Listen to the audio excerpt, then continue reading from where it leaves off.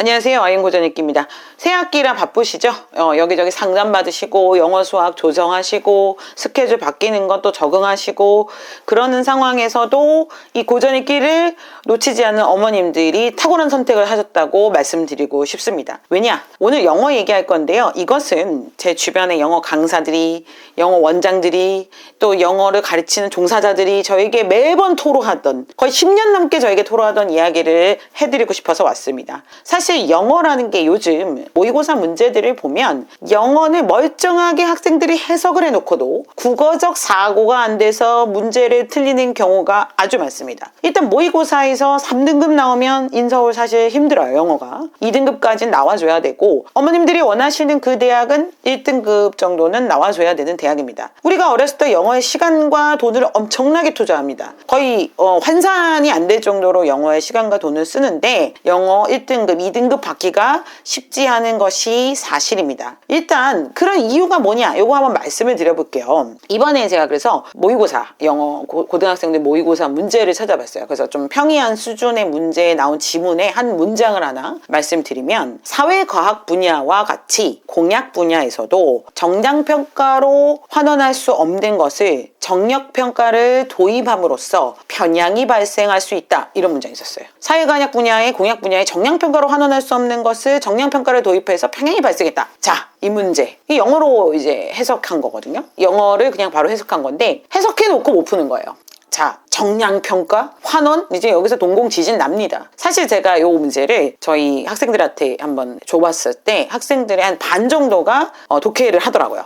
제가 좀 뿌듯했는데, 아이들이 그 정량평가라는 것 자체가 수량화할 수 없는 것을 거칠게 수량화하려는 것들, 그것의 환원주의의 문제점을 말하고 있는 이 문장인데, 일단 그런 사고체계가 없으니까 영어로 해석하고도 내용을 인식하지 못하는 식이에요. 아예 환원에 대한 개념과 사고 자체가 없는 학생들이 너무 많았다는 거죠. 그래서 제가 그 옆에 또 다른 문제 하나를 예를 들어볼게요. 아이들은 좁은 공간에서 기하학적 속성으로 주로 활용하여 정보를 처리하고 비기하학적 속성을 활용하는 경우는 작다. 자, 기하학적 속성, 비기하학적 속성, 미쳐버리는 거죠, 아이들이. 이게 이제 뭐 어려운 문제가 아니에요. 기본 문제예요. 근데 이 기하학적 속성과 비기하학적 속성에 대한 추상적인 이해 자체가 없어요. 그러니까 해석을 해놓고 대체 무슨 말이에요 이게? 하면서 동공지진 일으키는 거죠. 그러니까 이제 기하학적 속성이라는 거는 주변 공간 형태에 대한 정보 처리고, 비기하학적 속성은 색이나 냄새 이런 것들에 대한 정보 처리인데, 그런 국어적 해석은 따로 해줘야 되는 거예요. 사실 이걸 듣고 바로 독해할 수 있어야 되는데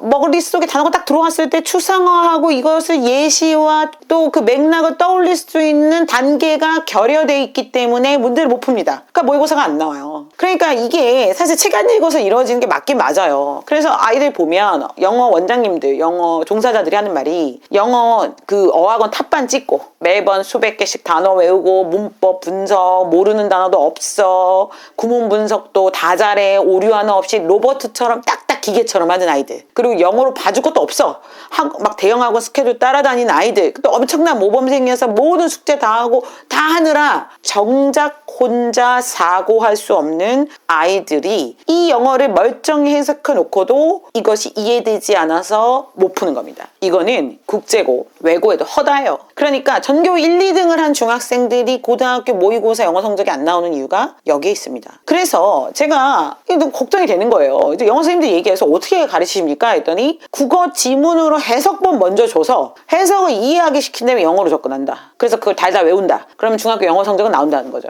이거 어떻게, 이게 잘못된 교육이죠. 거꾸로입니다. 근데 그럴 수밖에 없을 것 같아요. 그래서 중학생들도 진짜 걱정되는 아이들 많다고 하시면서 얘기를 하셨는데, 이 국어 사고가 발달하지 않으니까, 국어를 베이스로 하지 못하기 때문에 이거에 대한 독해가 전혀 안 돼서 해석해 놓고도 떠올라서 그것을 분석하는 능력이 아예 없는 상황입니다. 그러니까 이제 이게 영어 선생님들이 국어 수업 먼저 해야 되는 상황이 와버리는 거죠. 그래서 이제 이게 어젠가에도 영어 지문에 5학년, 6학년짜리가 물어보더라고요. 부유한 이런 단어가 있길래 이제 무슨 뜻이냐 해갖고 이제 부자 이런 거라고 알려줬는데, 또 부유하다 보면 부유하다, 떠다니다 이런 뜻도 있는데 뭐 알 리가 없고요.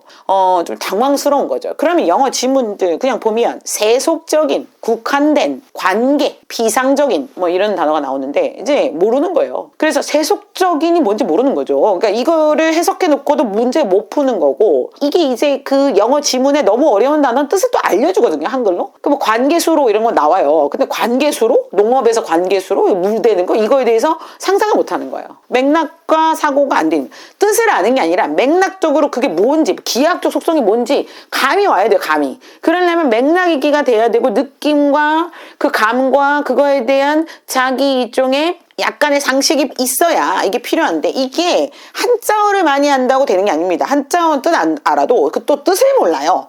그러니까 이거는 뭐냐면 문어체인데요. 사실 이 단어들이 어려운 건 문어체이기 때문이죠. 우리가 이제 구어체가 아니에요. 우리가 쓰는 말이 아니죠. 엄마 오늘 반찬이 비균질적이야, 이렇게 말 안 하잖아요. 그러니까 이 비균질적이란 말도 문어체인데, 이거 어떻게 하냐, 글 쓸 때 써봐야 자기게 됩니다. 글 쓸 때 자기가 그 단어 써봐야 돼요. 성찰, 뭐 세속적인, 뭐 국한된, 뭐 궁극적으로, 이런 단어 써보면서 자기가 자기 문장화하는 거 말고는 방법이 없어요. 자기가 말할 때도 써야 되고. 그래서 글쓰기 훈련이 중요한 거고요. 예를 들어 우리가 조재호의 책에 있는 어휘 다 안다고 생각해보세요. 끝나는 겁니다, 언어는. 그래서 고전이 그 엑기스를 갖고 있다, 이렇게 말씀드리는 거예요. 그래서 국어적 사고 능력을 길러주는 거는 독서밖에 없다는 거죠. 그 독서도 그냥 많이 하는 게 중요한 게 아니라 정확하게 읽고 계속 글 써보고 사고하는 훈련. 그래가지고 서울대 간 애들한테 고3 때 책 많이 안 읽었지, 못 읽었지, 바빠서 몇 권 읽었어 했대. 고전 한 5권밖에 못 읽었어. 너무 바빴어. 이게 고3들이 하는 얘기예요. 그러니까 이게 그냥 무시 못할 얘기란 얘기죠. 어머님들에게 말씀드리고 싶습니다. 영어에 시간 많이 쓰시고 돈 많이 쓰시는 거 압니다. 그런데 티처스에 나오는 영어 강사도 그 얘기 하잖아요.